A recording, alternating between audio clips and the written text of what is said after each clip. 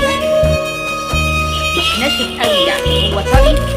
تحس ان انت لو كده قريب يعني ان هو حلو للاكل، جميل. ريحته جميله جدا. تحس ان هو جميل ومظبوط. طبعا رخيص، ما هوش غالي. واهم حاجه في الموضوع ان هو بقى مغلف، يعني لا دبان هيقف عليه ولا اي حاجه خالص. طلعيه من الكيس بالشكل ده كده. طبعا احنا كنا زمان بنجيبه من المخابز، بس كان بيبقى اصغر من كده. بصي، شايفه الحجم بتاعه قد ايه؟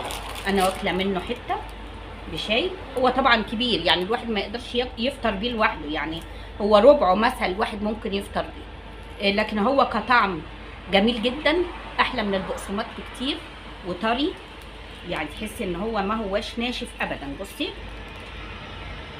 وبعد كده بتحطيه في الكيس. الميزه طبعا فيه ان هو نضيف وان هو مغلف. اهم حاجه عجبتني فيه ان هو مغلف.